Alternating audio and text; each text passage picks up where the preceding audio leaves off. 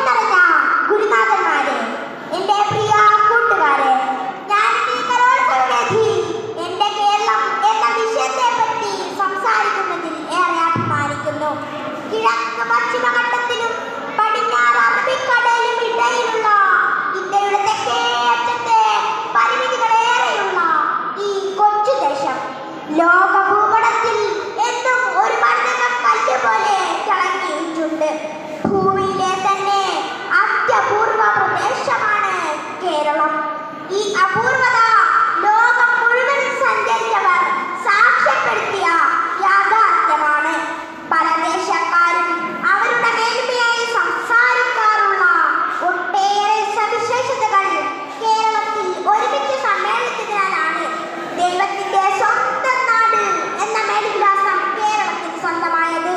മലനാടും ഇടനാടും തീരപ്രദേശവും ഉൾപ്പെടുന്ന ഭൂപ്രകൃതി മലകളും കുന്നുകളും തടാകങ്ങളും പാടങ്ങളും പറമ്പുകളും നിറഞ്ഞ ഭൂപ്രദേശങ്ങളും തെങ്ങും നെല്ലും ചേമ്പും കപ്പയും തുടങ്ങിയ ഭക്ഷ്യവിളകളും ഏലം ജാതി കുരുമുളക് കാപ്പി തുടങ്ങിയ സുഗന്ധവിളകളും സമൃദ്ധമായി വളരുന്നു.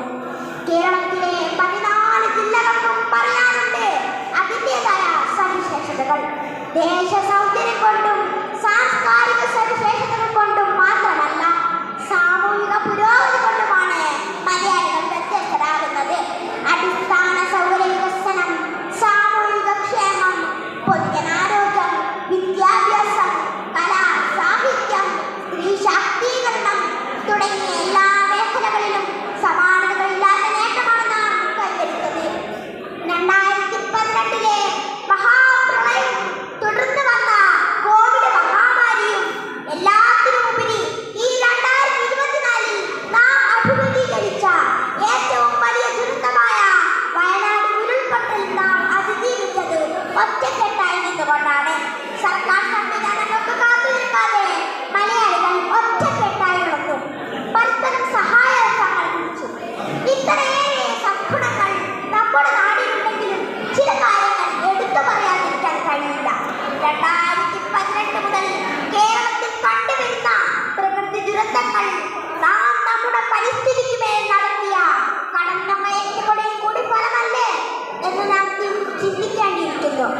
നമ്മുടെ മലകളും കുന്നുകളും ഇടിച്ചു നിരത്തിയും മരങ്ങൾ വെട്ടി നശിപ്പിച്ചും തടാകങ്ങളും വയലുകളും മണ്ണിട്ട് നികത്തിയും ദൈവത്തിന്റെ ഈ നാടിനെ നമ്മൾ ദുർബലമാക്കിക്കൊണ്ടിരിക്കുകയാണ്.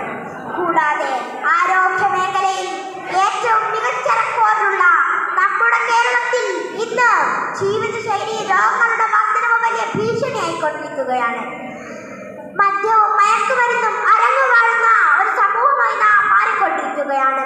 ആർഭാടവും ആഡംബരവും ഇന്ന് നാം ശീലമാക്കിക്കൊണ്ടിരിക്കുന്നു. കൂടാതെ സമൂഹ മാധ്യമങ്ങളുടെ ദുരുപയോഗത്തിനും നാം മലയാളികൾ അടിമപ്പെട്ടുകൊണ്ടിരിക്കുകയാണ്. ഇത്തരത്തിൽ